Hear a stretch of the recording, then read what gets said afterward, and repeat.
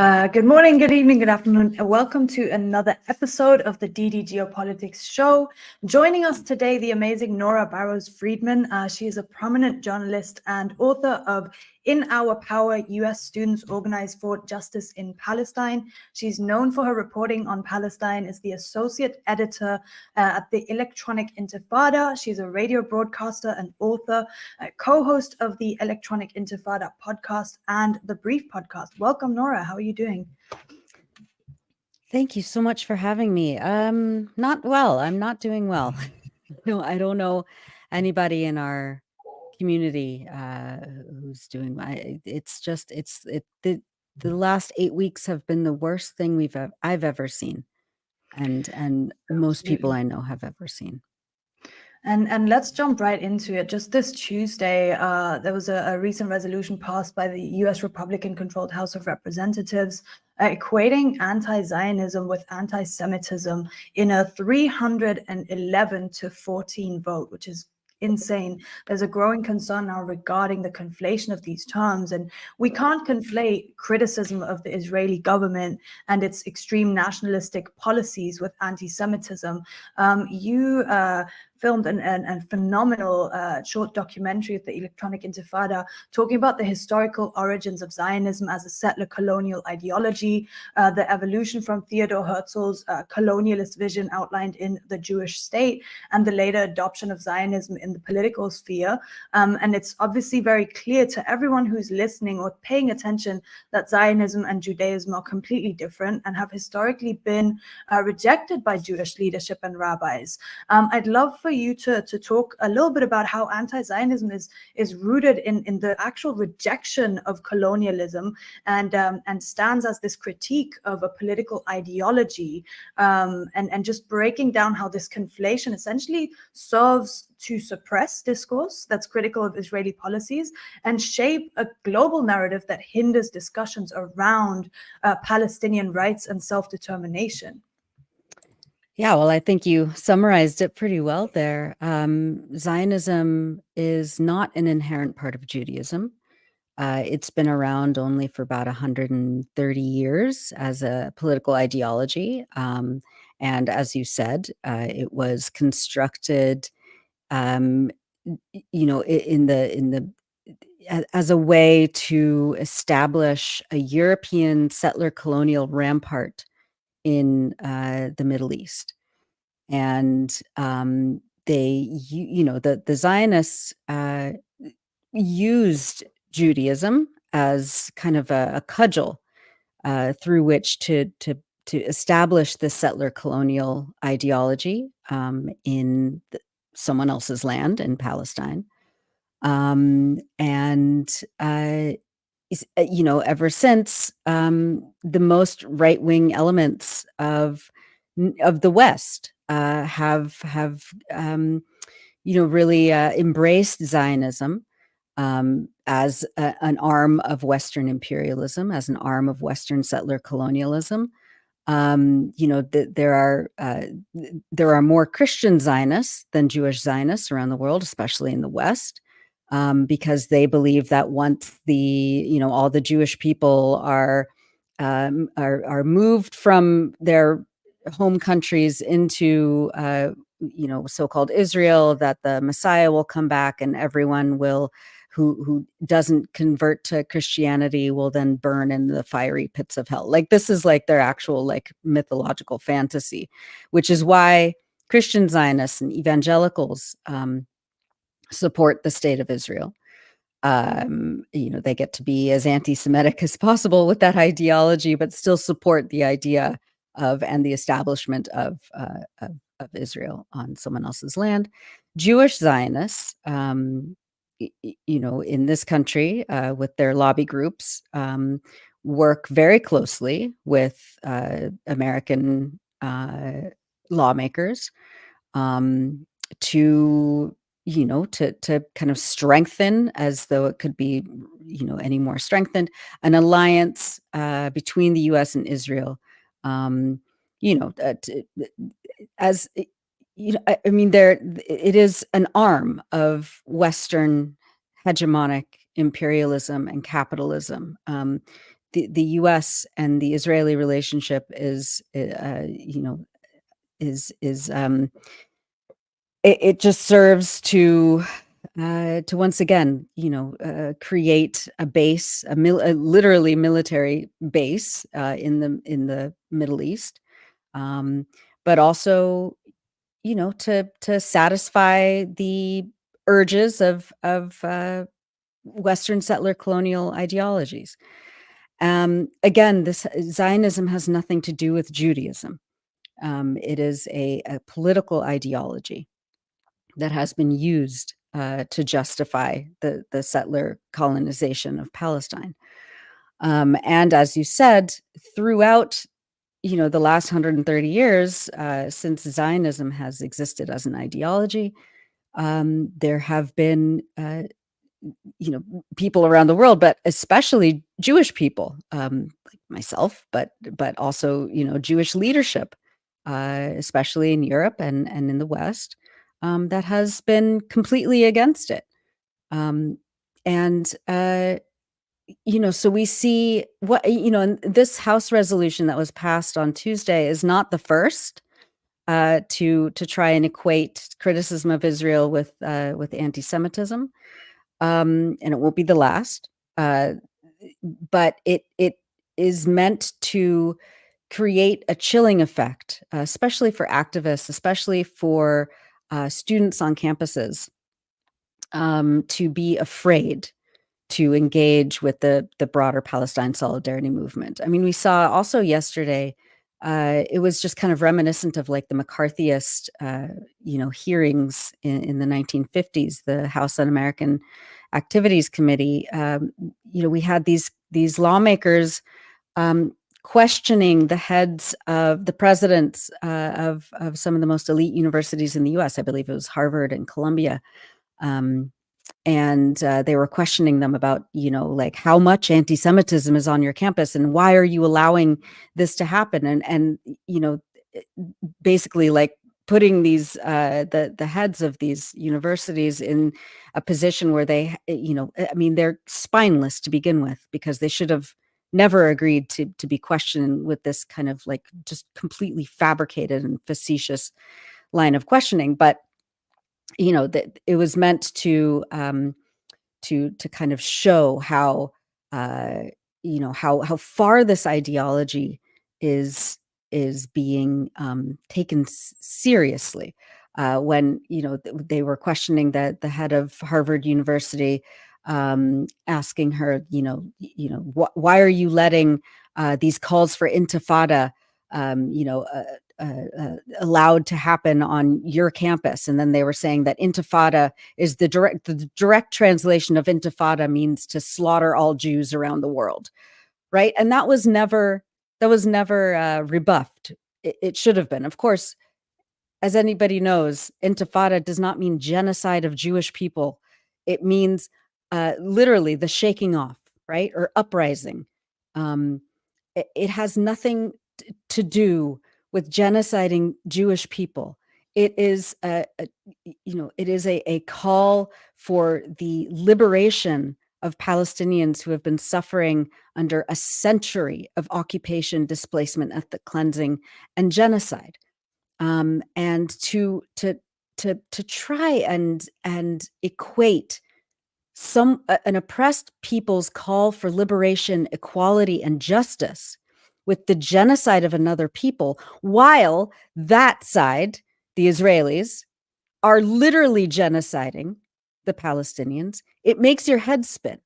And the fact that none of these university presidents had the guts or the spine to stand up and say, this is absolutely ridiculous and racist questioning, and I reject this, just shows how entrenched this conflation of Zionism, of political ideology, is with trying to conflate it with the criticism of the Israeli state. I'm just so like, I feel like it's hard to shock me these days because of what we're witnessing 24 hours a day in Gaza, but I am still shocked by how deranged lawmakers in this country are, and the presidents of these elite Western universities are, in allowing this to happen and allowing the U.S. Congress to smear Palestinian rights supporters,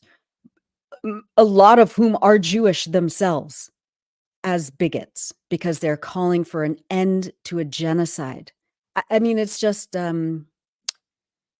I don't know where we go from here. How we change this situation. It's Yeah, I've never seen a stronger instance of self-censorship. It's truly insane seeing people being so scared to say, write, express anything because of their concerns about offending other. My goodness, I mean, there's a genocide going on, and we're afraid of offending or hurting someone's feelings with what we're saying. It's absolutely ridiculous. So I completely agree with you. That was atrocious. That was a terrible line of questioning, and they shouldn't have been put in that position. Awful. So let's talk about October 7th, the crux of everything that's going on here. The mainstream media has claimed repeatedly everywhere that October 7th was a Holocaust against innocent civilians in Israel. But what reports and investigations have shown in the aftermath is that October 7th is one of the biggest ongoing cover-ups to date. They want people to buy into all this atrocity propaganda about Palestinians raping women. There's zero evidence for these claims. The beheaded babies story that was debunked even before Biden claimed that this had happened. It was actually debunked right after, but still this is being parroted in the media as if it's true. So one of the things that we need to realize here is that it's not about it's about what actually happened on October 7th that we need to start talking about. And I just have a couple of things here that I wanted to run through. So we know that on October 7th, a blitz of over 2,200 rockets were fired at the Iron Dome. They destroyed the communication towers, and their objectives were to take out the resistance fighters' objectives were to take out important control and command military sites as quickly as possible. They also took out $20 million Apache helicopters, $3 million Merkava tanks with homemade anti-tank missiles. They conquered the Reim military base, which is an important communications and drone surveillance headquarters, and destroyed the server rooms. And according to Scott Ritter, also the resistance fighters struck the headquarters of the Gaza division, the local intelligence hub, and other command and control facilities with brutal precision. And as we know, one of their primary objectives was the taking of hostages to use as exchange for the nearly 5,000, now more like 10,000 or more Palestinians that were rotting in Israeli prisons on zero charges. So now that we've started finally discussing what really happened on October 7th, Israel is terrified. And since they were in the dark for hours about what was happening on October 7th, and this of course was very humiliating to them, their helicopters of course started firing, and we know this now, missiles and machine gun rounds indiscriminately, and killing a ton of civilians of their own too. So Israel really thought that they could steal more land, they could siege, they could starve, they could bomb Gaza to hell, they could count their calories, they could build more settlements, and do all of this without any consequence. So now we know that this illusion of Israeli power has been shattered, and they're really scared because they understand that despite the wealth, the power, the resources, they're not going to defeat an opponent that isn't going to go down. But I'd like to talk to you about their response, right? As they respond with this collective punishment on all Palestinians, and you mentioned it a little bit earlier, they're trying to make an example out of Palestinians and out of the Palestinian resistance, but they've exposed themselves to the entire world now. What are your thoughts, Nora? Yeah. Oh God, where to start? I mean, for one thing, I mean, people think that the clock started on October 7th, and that Israel, uh, had no responsibility. There's no context. Don't ask about context or history. The 75 years or this last 17 years of a blockade and siege on the Gaza Strip that's become a death camp. Don't talk about that. Why? It must be because Palestinians are inherently anti-Semitic. It must be because they just can't handle themselves around white Israeli women, that they're sexual deviants, that they're savages, barbarians, that they just want to slaughter Jews because they're Jews.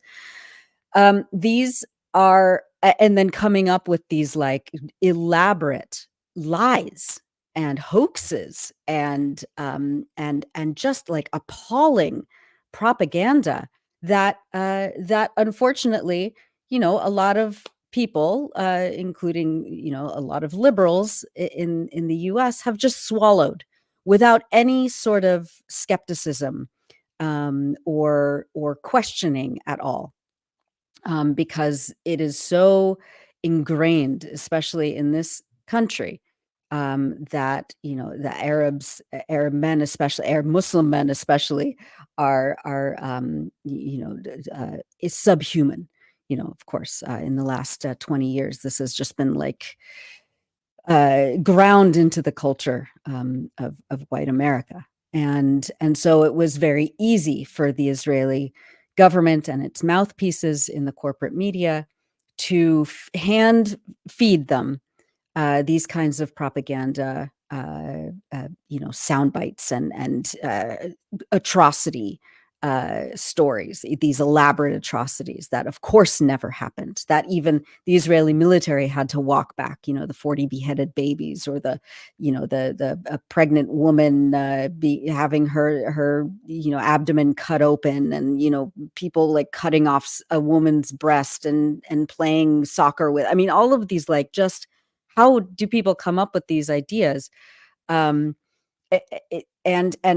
without questioning, without evidence, without anything, people are just like, yes, absolutely, yes, this was. I mean, Hamas, obviously, they just want to slaughter Jews because they're Jews. So we were fed that, and it worked in the way that it was then more palatable to manufacture consent for the first 50 days of a ruthless slaughter in the Gaza Strip. And then there was the 6-day pause. And then Israel had to, vowed that it would restart the slaughter. So it restarted the slaughter like within minutes of the pause ending. And it's been so escalated in the last, what has been now 5 days of the unpausing of this genocide, that all of a sudden, they started going back to the October 7th atrocity propaganda mill, and they started saying, kind of doubling down on these accusations, that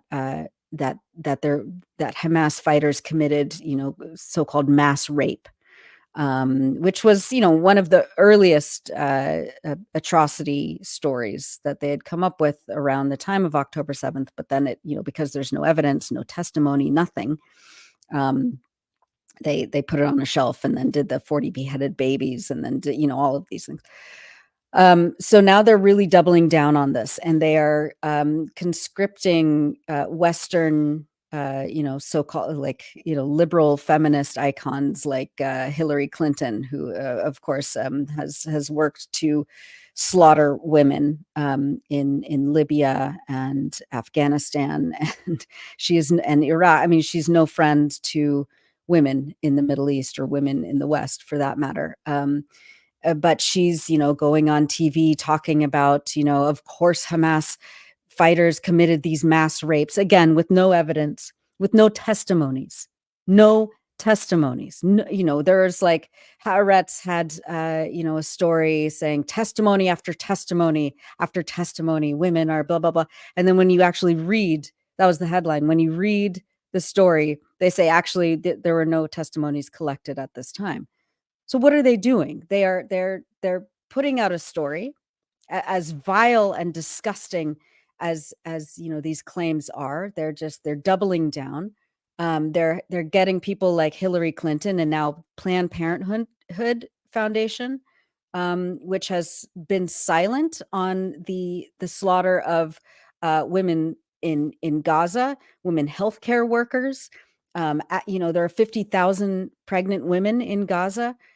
We haven't heard from Planned Parenthood about the fate of those women and their inability to get to access prenatal, postnatal care, along with labor and delivery services. We haven't heard from them, but all of a sudden they come out and they say, this like believe all Israeli women, propaganda support. And so we're seeing this now being trotted out in front of our eyes, where once again, there is no evidence. They're weaponizing identity politics in order to elicit sympathy for women who don't exist.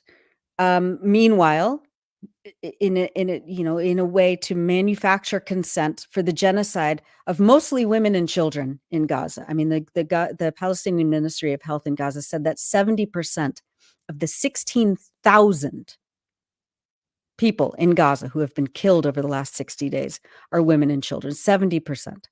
Where's the global, outrage from liberal feminist groups on that? I mean, it just shows you that invented atrocities against white European settler colonial women are worth more than actual evidence-based. You can turn on your news right now and see the parents having to bury their babies and children crying for their mothers. That doesn't matter.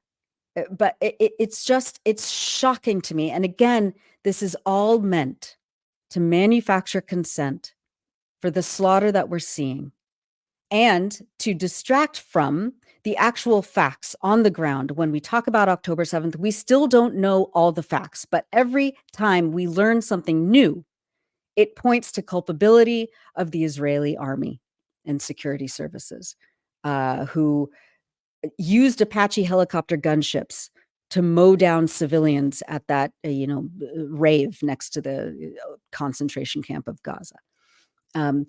They used tanks to fire tank shells into houses in the kibbutzim, which killed Israeli civilians, right? Just yesterday, the Electronic Intifada published yet another investigation where the pilots of these Apache helicopter gunships, the Israeli pilots, admitted that they mowed down civilians, right? And so these numbers that, first it was 1,400 Israeli civilians killed, all of them, slaughtered by Hamas, of course.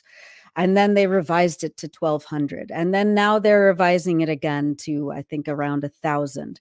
And they have, they have these photos that show nothing that would be. I mean, the Hamas fighters had like AK-47s, and they had rocket-propelled grenades, none of which would be able to crush entire houses, to set fire to entire buildings, to set fire to, it looks like hundreds of cars that were parked at this music festival that were completely incinerated. How could an AK-47, even carried by hundreds of people, incinerate hundreds of cars with the people still inside? These are the questions that any normal thinking person would ask, right? But because it's Israel, Israel gets to set the narrative, it gets to set the conditions. And if you ask questions, you're labeled as an anti-Semite. It is completely insane. And we're just going to hear more and more stories coming out about Israel's responsibility of killing their own civilians on October 7th. Yeah, and the number will probably be revised again and again. Absolutely. There's so many so many reports that have come out, and actually the Israel account itself published that most of the people that were killed that day were not civilians. They were not civilians. They were sergeants. There's a report that they published themselves. So it's just more and more holes in their little theory, which is interesting. But Nora, let's talk about the bigger picture then. How does this enduring support of Western powers like the US, UK, France, Canada, Australia, and more for Israel, rooted in, as we know, historical legacies of colonialism, of white supremacy, and of settler colonial ideologies, perpetuate the systemic biases that we see in international relations today, especially considering that that they have their own histories of colonization and displacement of indigenous people. Right. I mean, what is there to say about that? There is a reason why the United States and Canada and most of Western Europe and Australia support other settler colonial states like Israel. There is the history, obviously, of the slaughter and genocide of indigenous people, or the enslavement of people to build their state, to build their wealth. And we see the kinds of propaganda that is meant to distract from those kinds of historical narratives and contexts in order to still placate a settler population. So, of course, like the kinds of propaganda that we're seeing levied against Palestinian men in particular right now is that they are brutal, savage, sexual deviants, barbaric. As I said, they can't control themselves around Israeli women, this kind of thing. I mean, those are the same racist tropes that have been used against Black people here in this country. That they just can't handle themselves around, white women, that they're brutal and deviant, and therefore it's necessary to either mass incarcerate them, or back in the day primarily to lynch them. And this is all meant to placate the white community, to make them, quote, feel safe, and to kind of support the ideology of white supremacy over indigenous people or Black people. And we see, of course, I mean, that's historical context. We see that, that played out Australia, Canada, the US. And then, but now in this day and age, the power of the West is dictated by global capital. It's the arms trade, and power, military power. So the U.S. has 800 military bases around the world, plus Israel, which is kind of like a huge weapons depot for the U.S. They literally store weapons in Israel to be used against regional countries. And we see, I mean, when you see like a UN Security Council vote, for example, condemning Israel for some horrifying atrocity, the only states that vote against it are the US, Israel, usually Canada, the UK, all these, like Australia, these, and they all, the ones especially that hold veto power, are there to protect Israel, because it is part and parcel of global Western hegemonic power. Israel is the hegemon in the Middle East. Israel is the US's primarily arm of imperialistic power and capital in the Middle East, and that's why they need to protect it at all costs. And when you start looking at it through that lens, where it has nothing to do with the safety or security of Jewish people, right, which is like the tagline that Israel purports to use, that it is the only safe place for Jewish people.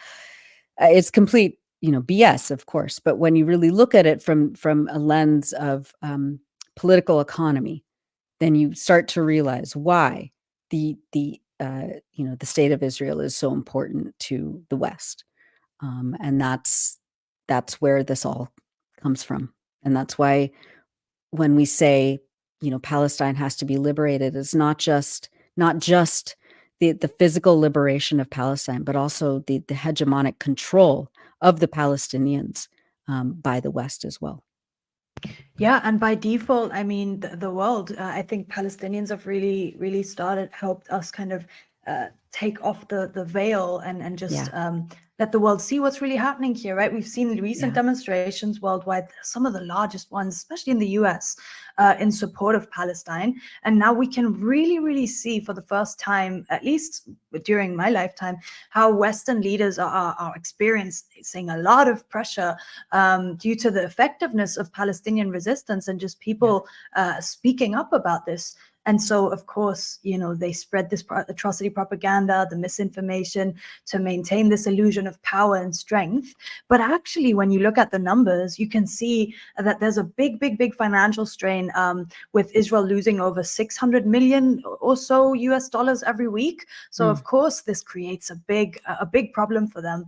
And I was thinking, it's also happening during a time where we've already had global rising tensions. We know that the Biden administration isn't going to last.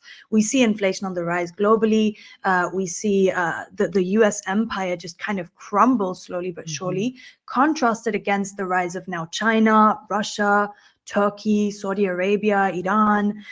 So I really want to talk to you about the global power shifts that are currently playing into the world from this conflict. How do you think the factors these complexities, economic and geopolitical, play into the broader dynamics of these global power shifts, Nora?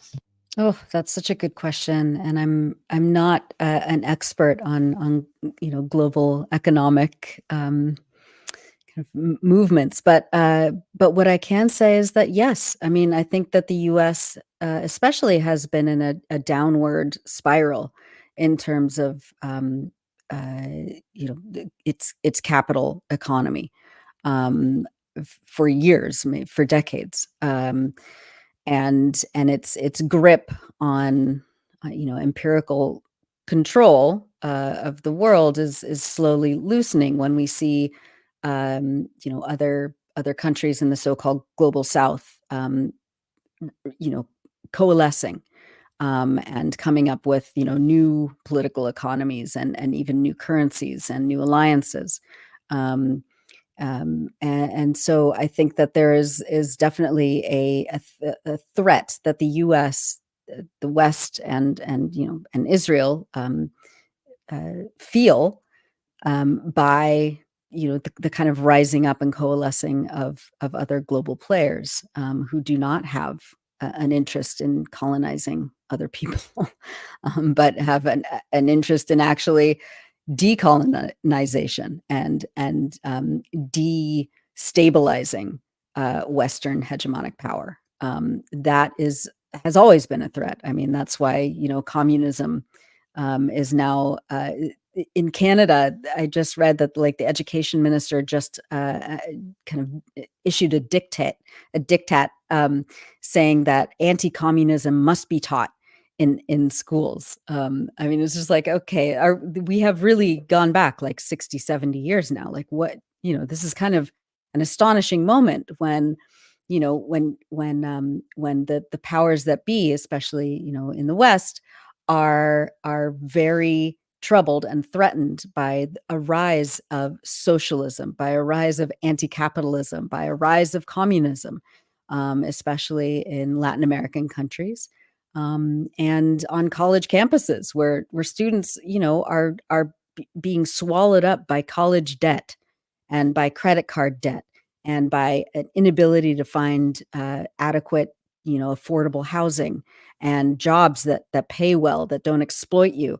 They're starting to question the merits of capitalism. They're starting to question what they've been fed, and they are learning that capitalism is a death cult. and that capitalism exists to exploit a permanent underclass, and they don't want to be part of that anymore. And so they're exploring different ways of organizing themselves, and whether it's socialism or communism or so these are really threats, not just to the powers that be, but by kind of like the global hegemonic clique. So I think that we are seeing the death throes of modern settler colonial projects, whether it is Israel, whether it is the U.S. And Canada, where their economies are completely in shambles, where people are extraordinarily impoverished and tired and exhausted of their conditions, where they can't get adequate medical care. People are being pushed to the brink all over the place. And when someone here in the U.S. who can't get care for their mother's leukemia, for example, without having a GoFundMe, but they see that the Biden administration just gives $13 billion so that Israel can resupply its weapons stock to bomb children in Gaza. I think that is starting to click in a lot of people's minds, what's happening and what this country has always been, what it claims to be, and the relationships that need to be changed or severed for everyone's benefit. Such a phenomenal answer, Nora. So let's go into why this is happening a little bit. You already touched on this a little bit, but the language being used by mainstream media, right? It's been, honestly, for me, incredibly telling and revealing. Yeah. I'll bring up a couple of examples here, but a recent Washington Post article, and I think we can bring them up here, referred to the horrific story of 4 abandoned babies left to decompose in a children's hospital after the IDF forcefully evacuated all doctors. The ICRC promised the hospital director they would transfer them to another hospital. They didn't. But the headline is what's interesting, right? They hugely downplay this story. They say 4 fragile lives found ended. This is not even a phrase in English. No, I've never heard these words put together ever before in the English language, and I've spoken it all my life. No, it's so embarrassing for a journalist to even publish that headline. It highlights how Yes. they use language to manipulate public perception. So another example, and there's a side by side I want to draw here. One headline by the BBC reads, "Released Palestinians allege abuse in Israeli jails," versus another headline reads, "Israel Gaza, Hamas raped and mutilated women on 7th of October." So released Palestinians allege abuse. But Hamas raped, and you have absolutely zero proof for this. Ridiculous. Another one, and we're going to go into the rape story a little bit more. Biden decries Hamas sexual assaults and says they must be forcefully condemned. So let's go into it. We don't have a single name of anyone allegedly raped. Israel refuses to cooperate with the UN on an investigation into the allegations. They refuse to allow released female prisoners to speak to the media about their treatment while in captivity, which, as we know, is super disproportionate with how Palestinian hostages are being treated. So now that they've genocided, let's say 20K plus people, they're justifying the continued genocide with unverified rape claims. And at the same time, like you said, they're ignoring 75 years of rape and pillaging and killing of Palestinians and Palestinian women, and IDF soldiers have even admitted to raping them. So Israel has a history of lying in the most heinous of ways to justify their war crimes. And one thing that was really interesting to me, a story that did not get much coverage, was the IDF chief rabbi, Eyal Karim. I hope I'm pronouncing that correctly. He previously said that soldiers can rape innocent women during times of war in order to keep their morale up. This is something he said in 2016. And after public outrage over his writing, can you believe that 150 Zionist rabbis actually wrote in support of him? They wrote in support of him. Now, today, he's a brigadier general giving spiritual guidance to Israeli soldiers terrorizing Gazans. So, Nora, to talk about the disconnect, the obvious, blatant disconnect of mainstream media, how they embellish and treat Israeli propaganda as the truth while ignoring Palestinian stories and refusing to investigate claims on the other side. Let's talk about the stark contrast we see in the language covering Israel versus Palestine. Yeah, it's so bleak. And and yeah, you're right. I mean, there is a mountain of evidence over the last 75 years that Israel has used rape as a weapon of war. As you said, there are documentaries where former Zionist militia members were saying, "Yeah, we destroyed their house, and then we also raped the women." They're laughing about it. These are men in their 90s now. And we know that from testimony after testimony with evidence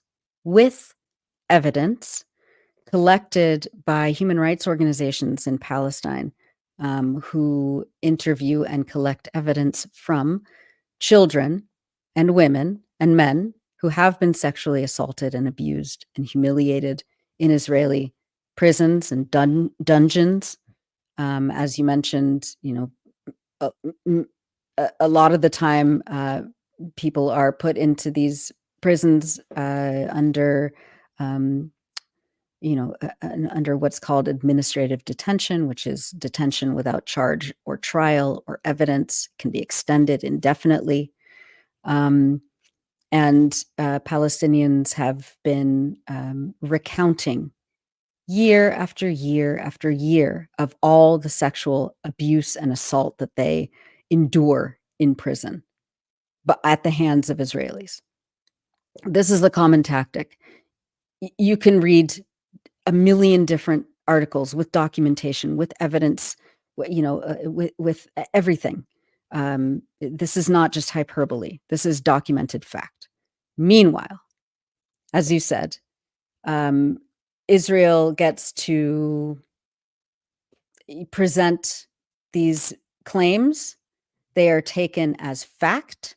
And if you question them, like what happened a few days ago, time is crazy for me right now, but I think it was a few days ago when a journalist asked one of the Israeli, so-called experts on sexual assault, how many women they're talking about, who were allegedly assaulted on October 7th, just a basic point of fact, like, a journalist asking a question of someone who pretends to be an expert. That, this Israeli woman just went ballistic, and she said, that is an inappropriate question to ask. You may not ask me that question. Just kind of digging in her heels and not presenting any evidence. And again, as you said, there's no testimony. There are no women who have come forward. There is no evidence that has been collected. And it's basically just a national narrative of trust me, or this, hashtag believe Israeli women. And they get the full benefit of the doubt. Full benefit. You don't need evidence. You don't need testimony. You don't need anything. We're just going to take your word for it. And Israel says, if you question us, then you are anti-Semitic again, or you don't believe Israeli women. Why don't you believe Israeli women? Right? It's just so it's this weaponization of language. It's the weaponization of feminism. It's the weaponization of real sexual assault. It's weaponizing identity politics. It is, and this is all just to serve, again, as a cover, so that Israel can claim that what they're doing in Gaza by genociding women, men, and children, by turning the entire Gaza Strip into a death camp and a death zone, something that we've never seen before at this scale, that's just revenge. It's just, it's natural revenge. I mean, you rape, what was it? I heard 1,000 women were raped, and some of them so badly that their pelvises broke, right? Things that don't even, it sounds horrifying. And you would think that out of those stories, it's a mass rape event, that there would be one shred of evidence. They took 60,000 video clips from that day, and not one of them shows anything. So we're just supposed to believe it because Israel says it. And therefore, if we say, you know, I think you're doing a little bit too much killing, Israel says, well, this is revenge. What would you do? It's just so psychologically disturbing. As someone who values facts and evidence and who values women and who values children, to see this all being played out and to see it being just completely consumed by the West, by white liberal feminists, especially in the West, is it's shocking. It's shocking. I sometimes I just have no word. Like, we need a new vocabulary to come up with how we're all feeling about this.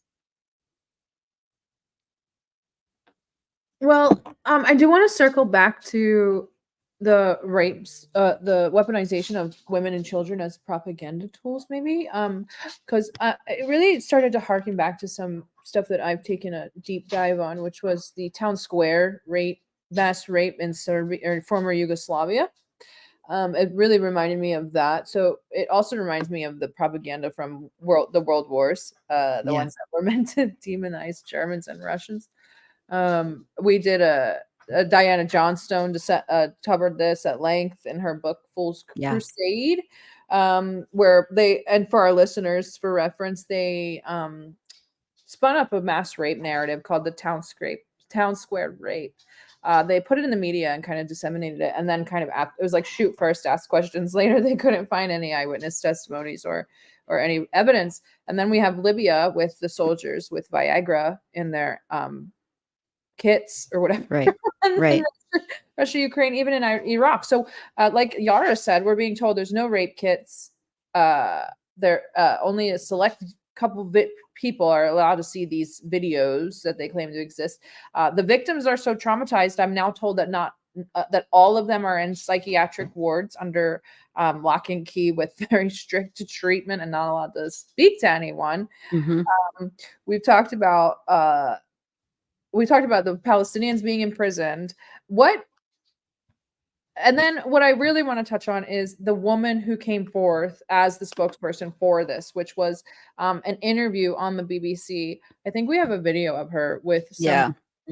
Yeah. So the woman that was interviewed on the BBC. They were burned.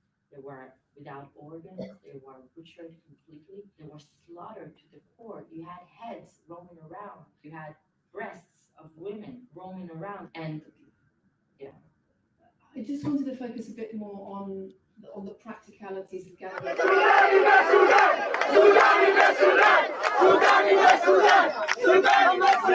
אני רואה חרא מחוץ לבית שלי, יריקות, פסיכופטים, אנשים שרק מחפשים איך לרצוח אותי בעיניים שלהם, אבל אף אחד לא מאמין לנו. אנחנו גזענים כדי לרצות לשמור על החיים שלנו ועל השפיות שלנו. אז אני גאה בלהיות גזענית. אני גאה בלהיות גזענית. אם אני גזענית בשביל לשמור על החיים שלי, אני גאה. Just condemn it. Just make sure that you care about what women have gone through. Make sure you care about what women are now going through when they're abducted in Gaza. So not only are we asked to believe all women, but now we're asked to believe all fascists. So can we talk about this woman a little bit? Her name's May Golan or Golan. May Golan. Yeah, we've written about her in the past. I mean, she is an outright racist. She is like, as she said, you know, I'm proud to be a racist, right? And now hold on, I'm just trying to bring up some of our other coverage of May Golan. Yeah, now she's the consul general. I can't remember exactly. She has some position. But yeah, she had stated that it had been a quote great honor to speak at a memorial rally for Rabbi Meir Kahane, who of course was the leader of the Kach movement, who is a literal terrorist organization. And one of its followers, Baruch Goldstein, of course, in 1994, was the Brooklyn-born settler who walked into the Ibrahimi Mosque in Hebron during Friday prayers and killed 29 Palestinians. So she said it had been a great honor to speak at a rally, and being called a Kahanis doesn't insult me in the least. I mean, this is a real genocidal maniac. She's been kind of rising up in the political ranks in Israel for a while. She is an avowed racist. She has these like deranged, disgusting views about Palestinians and Palestinian men in particular. But this is kind of like almost like mainstream ideology in Israel. I mean, there is an indoctrination program in the state that says that, in order to create this facade this fallacy that Israel is the only safe place for Jews in the world, then it needs to continuously ramp up Islamophobic ideologies inside the state. So, like all Arab men want to rape you or kill you. That all Palestinian babies, like Ayelet Shaked, who is a member of Knesset, said they are, all Palestinian babies in Gaza are little snakes. I mean, this is just a very comprehensive dehumanization campaign that the Israeli government and its education ministry has been engaged in order to keep selling this idea to its citizens that it is righteous for them to take Palestinians' land, that it is righteous for them to kill them because they want to kill you first. And so, Israel trotting out May Golan as like, an expert on what happened on October 7th and presenting her as like this, very, very sad. Why won't you believe us? Why do Jewish women have to be so victimized and you don't believe us? And why don't you believe us? This is all very calculated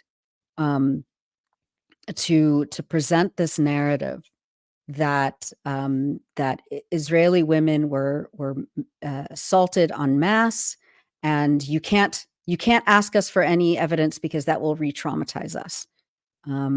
Meanwhile, of course, what is happening in Gaza, what is happening in the Israeli jails and prisons where Palestinian women and children and men are being sexually assaulted day after day after day, that doesn't matter.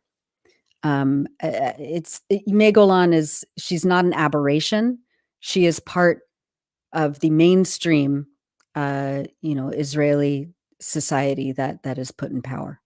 Well, I love that. I'm so glad I asked it now, because that's kind of what I wanted to get at, because the same issues happened to when we were going through Ukraine. They put these experts kind of on a platform, and then afterwards we're trying to research who they are, and we're like, oh, they have far right ties to Nazis. Yeah, what they have emblems of the literal Nazi party on their arms, but no.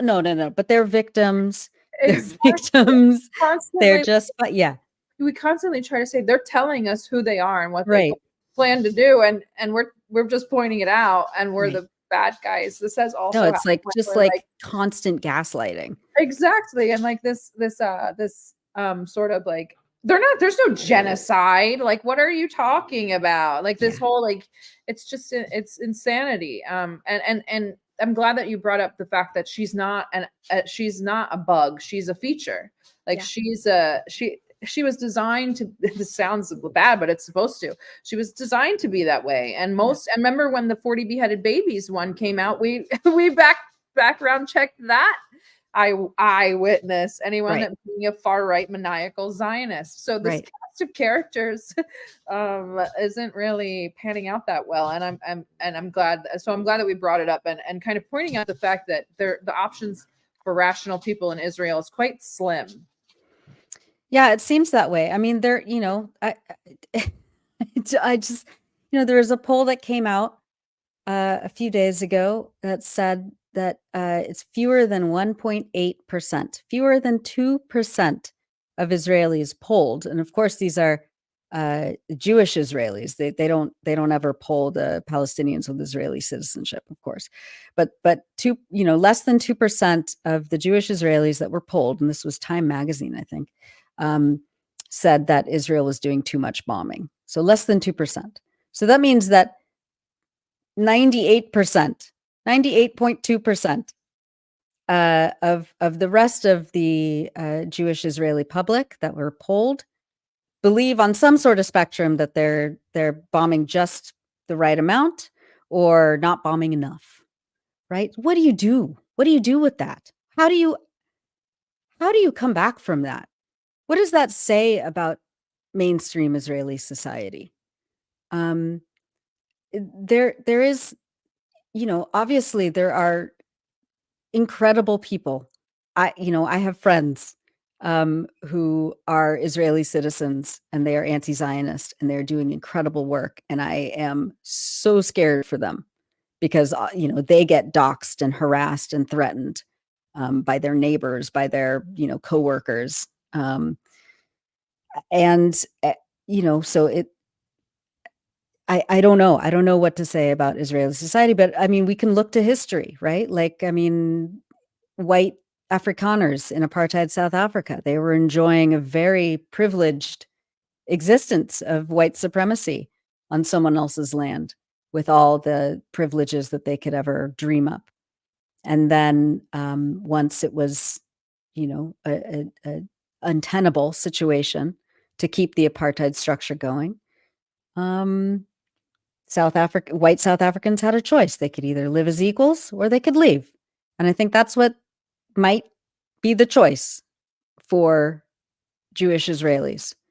Either live as equals in a liberated Palestine, as guests, well-behaved, not trying to take anybody's land, not trying to kill people, or use your second or third passport, which many Israelis have, and find another place to live out your colonial fantasy. We can talk about the historical precedent of Algeria, when Algerians fought a bloody war. I believe it was 8 years of a revolution against French colonizers. And when they won that revolution, they told the French people who were there in their country, you're welcome to stay. You're welcome to be equal to us. You don't have power over us. This is our country, but we can live as equals in a liberated Algeria. And what happened? I think something like 80% of the French colonizers went back to France because they wanted to hold on to their privilege as white settlers. They didn't want to live as equals with the Algerian people. So there are historical precedents. This is a completely different situation in some ways, but it is also not that unique in others. So I don't know where I was going with that, other than just Israeli society has to reckon with the last century of ethnic cleansing and dispossession and supremacy that it has held over the Palestinians' heads at some point. Yeah, the indoctrination is crazy. I mean, I'm glad you brought up South Africa. We're going to be talking to Kim Heller tomorrow, who wrote a couple of books on South Africa. She's also a political strategist, so that's going to be a good conversation. Wrap question for you, Nora. So, I mean, I hate looking at these numbers, but we have currently more than 40,000, nearly 41,000 wounded Palestinians. Of that, still close to 10,000 Palestinians still under the rubble, around 16,000 murdered. Of those, the highest amounts of journalists I've ever seen killed in my life. 75 journalists now, probably more, and so on and so forth. The numbers are just absolutely staggering. What's next? I mean, I guess that's my last question for you. What do you think, in your opinion? Where do we go from here? Yeah, that's a really good question. That's the question I ask myself every morning. I don't know. I mean, this is a very unprecedented situation in our lifetimes, where, and it's also a dear friend and comrade wrote about this on Twitter yesterday in a whole thread about how just psychologically destabilizing this is. Because like things that we've all kind of taken for granted, that, you know, when you talk to your kids about bullies and how to handle bullies, and like, you know, go talk to the teacher and stand up for yourself, and, you know, people will be behind you, and, you know, we'll be there, and we'll be in the principal's office, and the principal will do something about the bully, and, you know, we'll have like restorative justice, you know, meetings about this, and eventually the bully will understand that, you know, they can be a friend instead of a bully, and they can do, you know, there's all this like these are the things that we teach our kids and that we tell ourselves, because there are certain patterns that we need to enact in our lives in order for things to rationally make sense in our heads. And right now, the bully is genociding. No one is standing up to the bully. No one is safe. How can parents tell their kids that they're safe, which is the fundamental thing that we tell our kids every day when we put them to bed? You're safe, you're loved, we're here, we'll always be here, we won't go away. And they're saying this while the building is shaking from 2,500-pound bombs that the US is sending unmitigated. There's no stopping this, right? No one is coming in to stop this bully.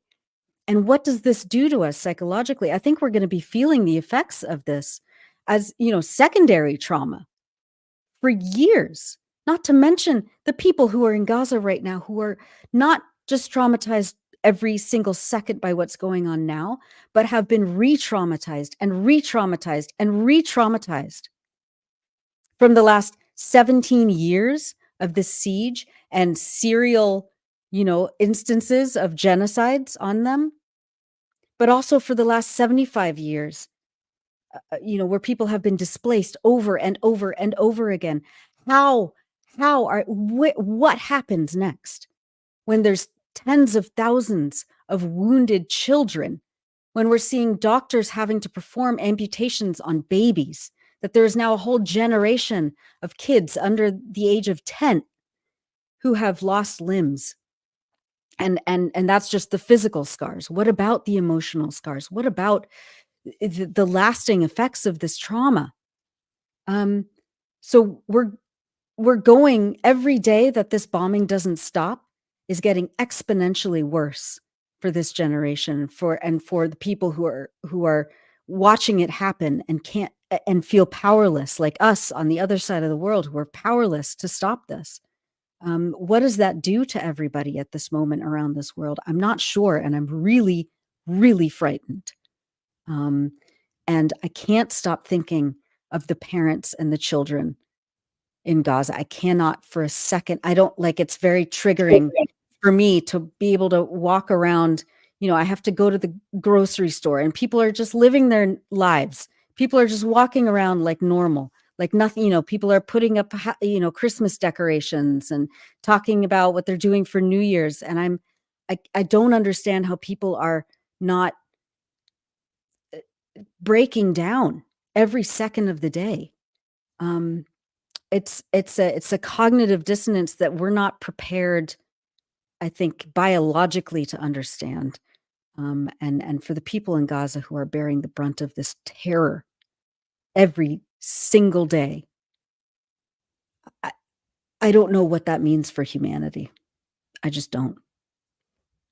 It's the year the war on children was officially waged, and nobody in the West did anything to stop it. It's unacceptable. It is. It is. Nora, it's been a phenomenal conversation with you today. I appreciate you so much. I really appreciate your journalism and what you're doing for Palestine. And can you tell people where to find you and what you're up to next? Thank you so much, Yara.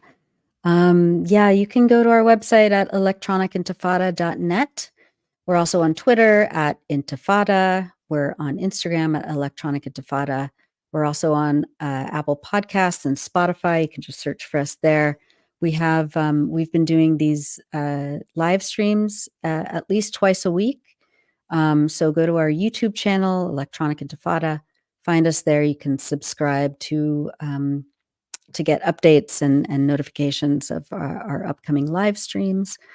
And you know, but I think the best way to support us is just to read our work and to, you know, most of our features right now are written by people in Gaza, our contributors in Gaza, who are submitting their stories to us over WhatsApp, sometimes voice message, because the internet and communications is so bad and so unreliable right now.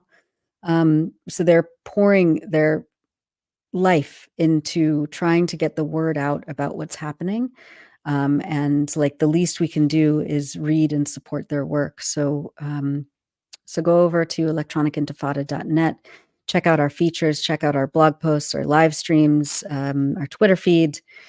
You can get get everything there. So thank you so much, and thank you for your work, both of you. Get everything, and everything that you go do for Nora, come do for us. Like, share, subscribe to YouTube, go to the Substack, please, and support us via subscriptions. That's our only income other than monetization. Again, wait, I get the like, share, subscribe on my face. It was so nice to meet you, Nora, and I hope to do this again. So much, maybe Sarah. after the holidays. That would be Absolutely. amazing. Join us tomorrow for our conversation. Hopefully, South African Power holds out on apartheid in South Africa and the parallels with Palestinian struggle. And this weekend, hopefully, we'll get to Yemen. Thank you, guys. And again, like, share, and subscribe, and visit the Substack. We have new writers. Thank you. Have a good weekend. Thanks so much.